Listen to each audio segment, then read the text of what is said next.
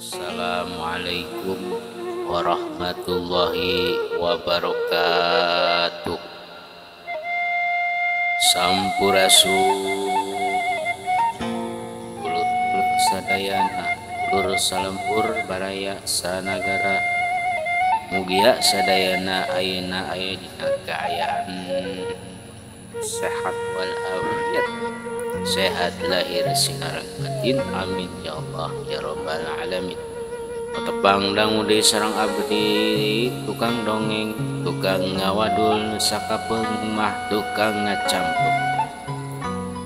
Ayu pamirsa sun dongeng Sunda sadayana urang dangkeun deui ieu hanca dongeng nu katunda lalampahan Kislut nu ayeuna tos bagian ke-58.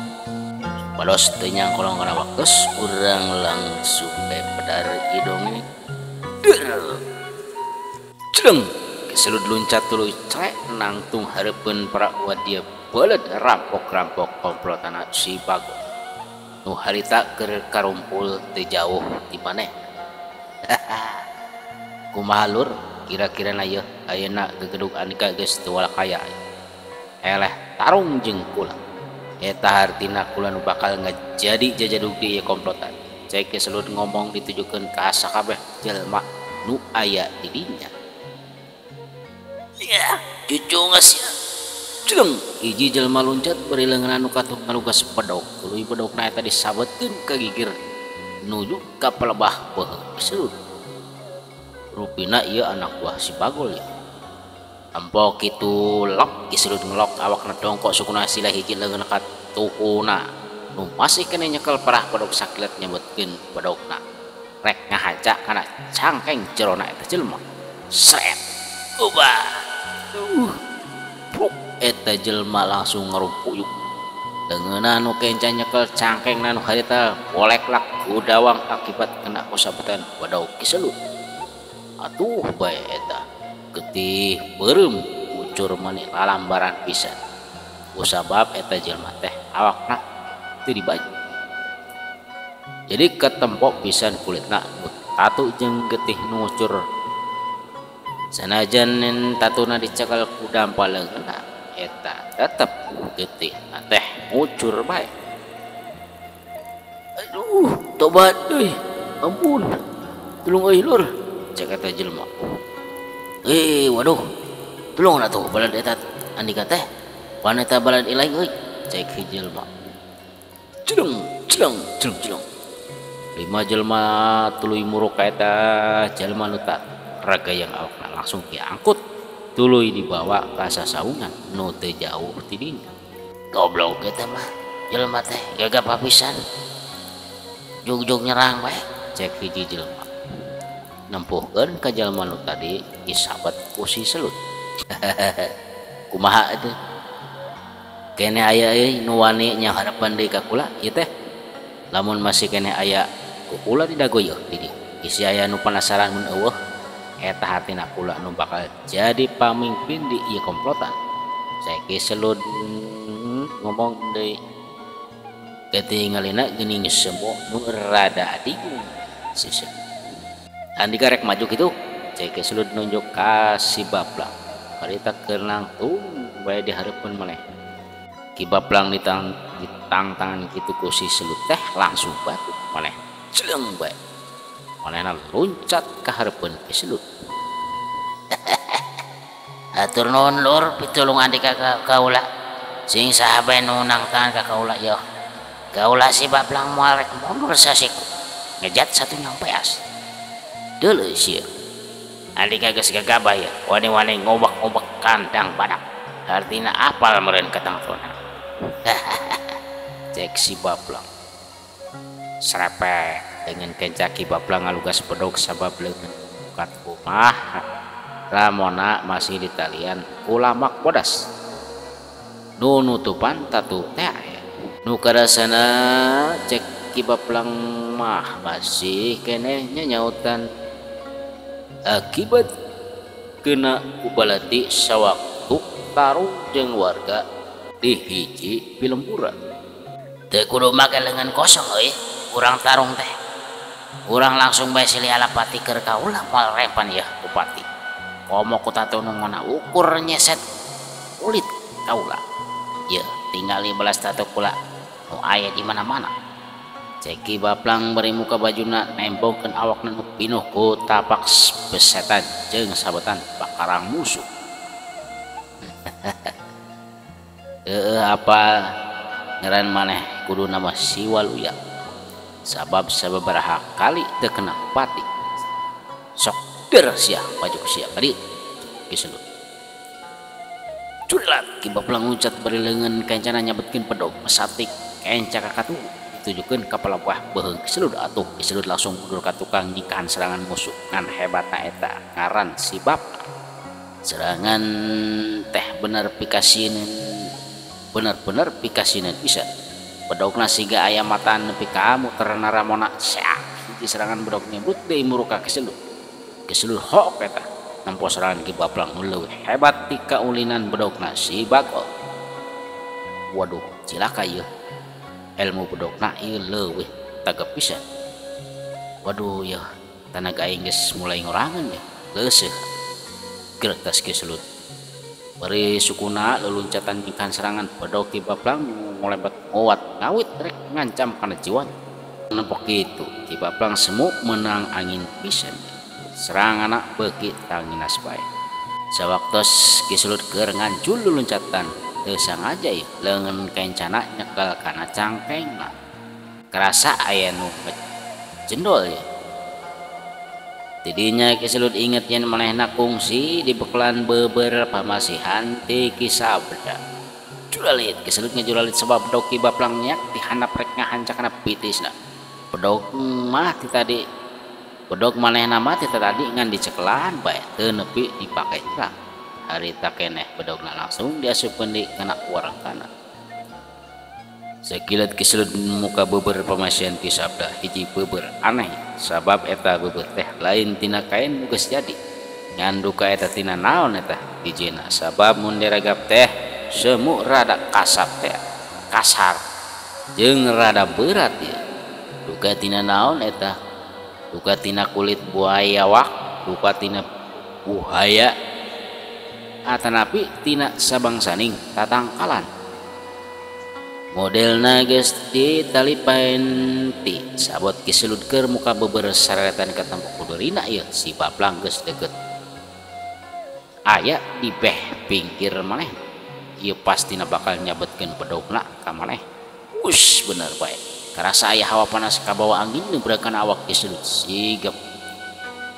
sigap loncat ngejauhan eta hawa ngan awak aya sabetan bedogna Ki Baplang geus ngolebat nepi kana awak. Srek. Aduh. Pigelangan leungeun Kiselut kena pisan ku congop bedog Ki Baplang atuh prabae getih curambas masahan kana bajuna.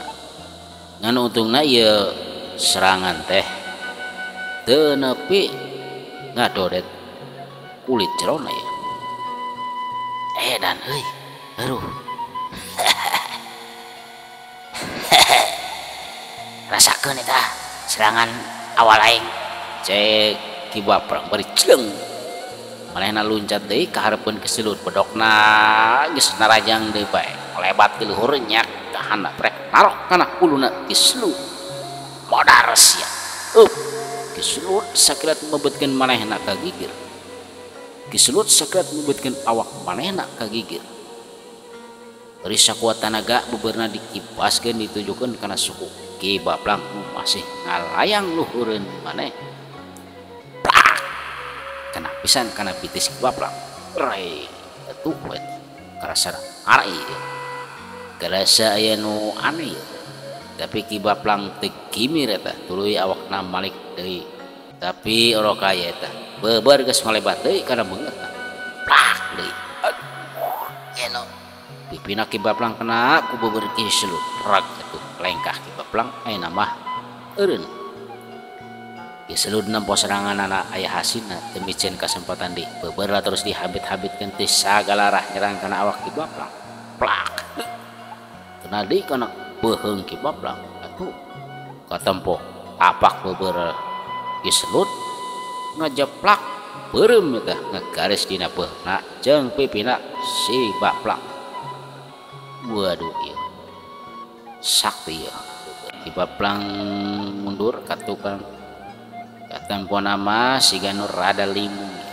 Bari deuna nyeklan peuheungna jeung bitisna karasana panas jeung ateul. Kehe deui. Eta bakal naon nya? Manik beureum pisan ieu.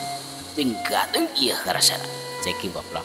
Padahal beureum beunta ngarasakeun perih jeung panas teh ateul ongkok. Selut heran ya nempok ki Baplang nu runya renyuk kupuringesan santos kena sabetan beber maneh. Tungtunglah keselut merhatikeun kana beber nu dicegekel ku manehna. Ieu beber aya kanehan cek maneh. Sabab kunaon ieu pas nyekel beber eta teh siga bae nyekel bahan pakarang besi atawa batu ieu nu bisa nembus jeung meulah angin nu lumrah biasa mah beber ibabukeun dihabitkeun teh ngalayang katebak angin ieu mah henteu. Waduh ieu tina naon ieu? Tiba diri laki Baplang tuluy juk dina jukut teu nuluykeun deui seranganana. Beber sirarawe aya kunaon aya di budak eta nya cek ki Baplang. Gas ulah nyerah euy lur. Aduh pakarang naon eta mani gatel jeung perih pisan deui karasana cek ki Baplang. Pura-pura nanyakeun ka asal eta pakarang. Tah kitu mun ti tadi serah bongkokan sia teh moal meureun andika ngalakonan kawas kitu tah cek geus nya euy. Aduh ya panas pisan perih banget aing ya. Beber ti mana eta euy cek ki Baplang deui. Teu kudu hayang apal sagala kana ieu pakarang euy. Nu jelas ieu pakarang sakti asalna nang maling ti hiji aki-aki nu harita keur mandi di walungan. Cek Selun rada ngaboh sigana mah surti ieu kana maksud patarosan ki Baplang nu sigana geus apal yang ngeunaan beber nu dicekel ku maneh. Nu bener ngomong teh lo. Eta beber nu sakanyaho kaula asalna ti kidul. Nu boga ngaranna Ki Sabda musuh guru kaula cek ki Baplang bari kuringisa. Duka tuh ulama teu apal saha ngaranna ngan kula kungsi ieu nempo aki-aki eta ngeplak cai ku beber ieu. Caina muncrat kaluhur ngawur-ngawur. Kalauk-laukna oge kabawa ku muncratan ieu beber. Duka ieu beber naon ieu? Ayeuna mah kieu kusabab kaula nu meunang tanding adu ilmu komplotan. Ayeuna andika nu kudu jadi jajaduk ieu komplotan ngaganti si Bagol cek Selun. Gebeg si Baplang ngarenjak ngadenge ucapan Selun. Harita ngangkat dirina jadi jajaduk ieu komplotan tapi kunaon eta teu Selun nu jadi jaduk rampok didinya. Ayeuna kula rek reureuh ubaran awak tah ku gondogan daun seureuk cek Selun ngomong ka si Baplang bari leos ini. Kunaon ieu nya Ki Selun teh teu ngajadikeun dirina pimpinan para rampok. Rupina Ki Selun keur mimiti nyeun siasat taktik supados dirina bisa asup ka wilayah gorombolan rampok komplotana si Bagol tanpa dicuriga salahai ditelik sandi musuh di eta gerombolan. Jadi ku kituna Ki Selun tiasa gampang keur nitenan atawa ngituruh tapak lacak markas utamana jeung bisa ngitung ieu sabaraha kakuatan ti musuh-musuh jeung oge supados apal saha-saha bae nu jadi jajadug bibit rojit nabarkeun dales adel karibuhan setiap pilemburan ayeuna. Urang tunda cerita palampahan Ki Selun urang caritakeun di lembur eta namina teh lembur geger Sunda. Hiji lembur asal muasalna si Selun dilahirkeun ketinggali ti kajauhan. Hiji mah aya istri ke sija ber eta istri teh keluar tina pintu imah waktosna geuning sepit pamirsa dongeng Sunda Sadayana itu punten anu kasun hampura anu kapenta kasare pamirsa dongeng Sunda urang pungkas leuy dongeng selut wassalamualaikum warahmatullahi wabarakatuh. Cek anjing